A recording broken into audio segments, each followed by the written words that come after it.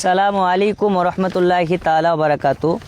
সম্প্রতি সোশ্যাল যোগাযোগ মাধ্যমে আপনারা দেখেছেন হরিণঘাটার বিজেপি বিধায়ক, মূত্রপান করা বিধায়ক বিভিন্ন সময় মুসলমানদেরকে নিয়ে কুরুচিকর মন্তব্য করে থাকে এই ওয়াসিম সরকার নামক বিজেপির বিধায়ক। সম্প্রতি 2 দিন আগে সোশ্যাল যোগাযোগ মাধ্যমে একটি বার্তা ছড়িয়েছে যে মুসলমানদের পবিত্র কোরআন মাজিদ, আসমানি কিতাব, মহান আল্লাহ পাকের বাণী কোরআনুল মাজিদ নাকি বদরের যুদ্ধে পুড়ে ছাই হয়ে গেছে। তারপরে এই যে বর্তমান কোরআন, এই কোরআন নাকি 27 জন শয়তানে লিপিবদ্ধ করেছে। নাউজুবিল্লাহি মিন জালিক। এ কথা বলে মুসলমানদের ভাবাবেগে কষ্ট পৌঁছেছে এবং এই নোংরা মেসেজ সমাজের মধ্যে সে পৌঁছেছে, যে কারণে আমরা ধর্মপ্রাণ মুসলমান সহ্য না করতে পেরে আমি তার প্রতিবাদ করেছি। কল করেছিলাম তাকে, যেহেতু সে চ্যালেঞ্জ করেছিল, তার চ্যালেঞ্জকে গ্রহণ করার জন্য আমি তাকে কল করে থাকি এবং কল সে কেটে দিয়ে পালিয়ে যায়, আমার কোনো কথার জবাব দিতে পারেনি।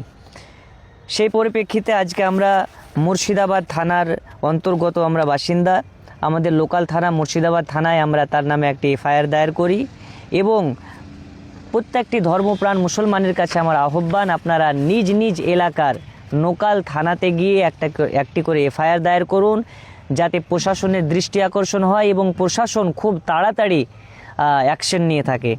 কারণ এই রকমের নোংরা মানুষ, এই রকমের কি বলে বিজেপির বিধায়করা নানান সময় নানান রকমভাবে মুসলমানদেরকে আক্রমণ করে, মুসলমানদেরকে দাবিয়ে রাখার চেষ্টা করে। এটা আর মেনে নেওয়ার সময় নাই।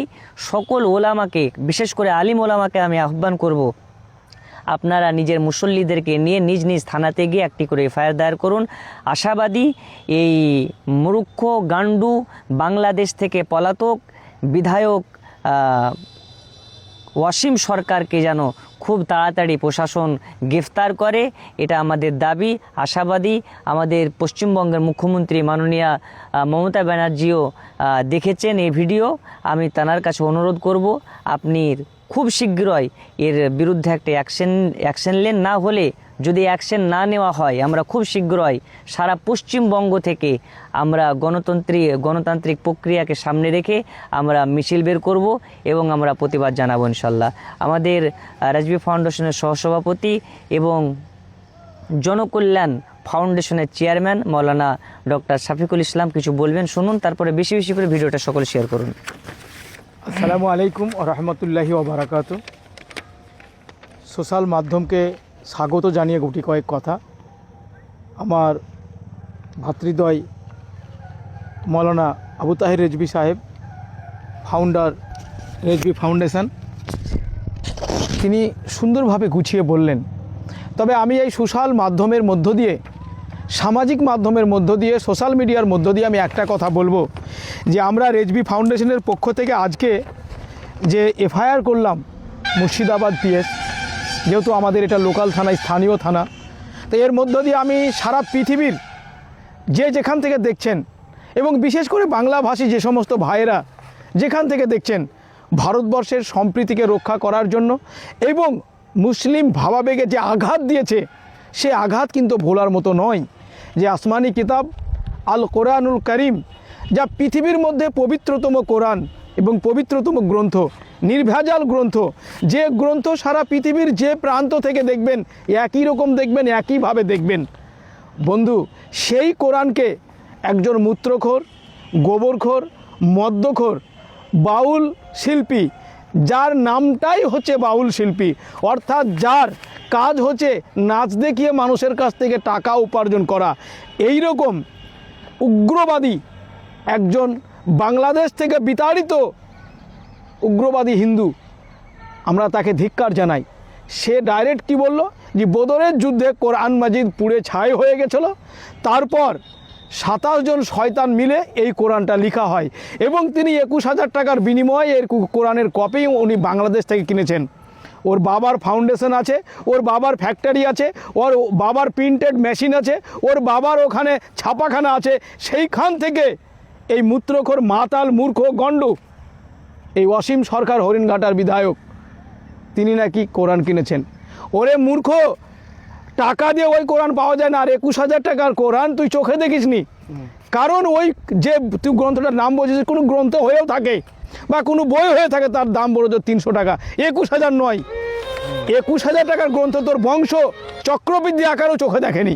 যতগুলো তোর বংশ আছে, বেয়াদব, গর্দব, মূর্খ, মিথ্যাবাদী, সাম্প্রদায়িক, বিচ্ছেদকারী, মানুষের সঙ্গে বিভেদকারী, এই অসীম সরকারের সোশ্যাল মাধ্যমের মধ্য দিয়ে, সামাজিক মাধ্যমের মধ্য দিয়ে আমি প্রশাসন এবং মাননীয় মুখ্যমন্ত্রী মমতা বন্দ্যোপাধ্যায়ের দৃষ্টি আকর্ষণ করছি। নিশ্চিতভাবে তিনি অবগত আছেন পশ্চিমবঙ্গের এই সমস্ত তকমা নিয়ে।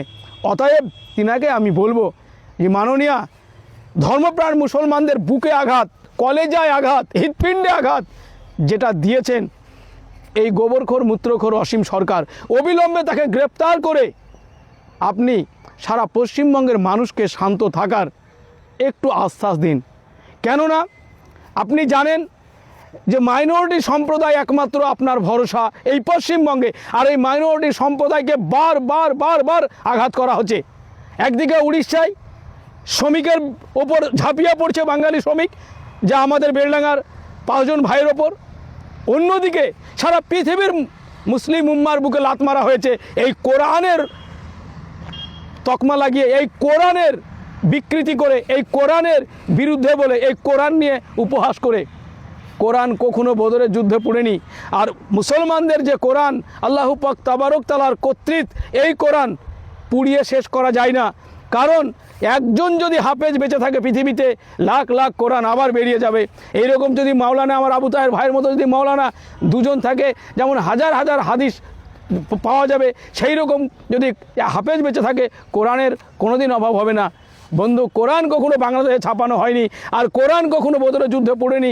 অতএব এইখান থেকে প্রমাণ করা যায় যে তিনি মিথ্যাবাদী, গাদ্দার, জোচ্চোর, মূত্রখোর, গোবরখোর, সাম্প্রদায়িক এবং মুসলমানদের তকমা লাগিয়ে কোরআনের বিকৃতি করে তিনি এই ভোটে নিজেকে জাহির মনে করছে। তাই আমি সংক্ষিপ্ত আকারে আপনাদের কাছে আবেদন করব যে ধর্মপ্রাণ মুসলমান যে যেখানে আছেন, আপনার স্থানীয় লোকাল থানায় আজই অবিলম্বে গ্রেপ্তারের দাবিতে এফআইআর করুন এবং মুসলিম উম্মাকে শান্তিতে থাকার সুসহযোগিতা করুন। সকলে ভালো থাকুন, সুস্থ থাকুন এবং এই সামাজিক মাধ্যমের মধ্য দিয়ে আমরা রেজবি ফাউন্ডেশনের পক্ষ থেকে আপনাদের প্রত্যেককে আন্তরিক শুভেচ্ছা জানাই, সাধুবাদ জানাবো আবারও, যদি আপনারা প্রত্যেকে আপনার স্থানীয় থানায় এই এফআইআরটা আপনারা করেন। আমরা এফআইআরটা করেছি। রেজবি ফাউন্ডেশনের যিনি চেয়ারপারসন সম্মানীয় ভাতৃপ্রতিম আবু তাহের রেজবি, তিনি কর্ণধার, আমি ভাইস প্রেসিডেন্ট এবং আমার সঙ্গে সেক্রেটারিও ছিলেন। সকলে মিলে আমরা আজকে এটা করেছি, আপনাদের সামনে উপস্থাপন করলাম। সকলে ভালো থাকবেন, সুস্থ থাকবেন এবং আমাদের ট্রাস্টের জন্য আপনারা আন্তরিকতার সহিত দোয়া করবেন। আসসালামু আলাইকুম ওয়া রাহমাতুল্লাহি ওয়া বারাকাতুহু।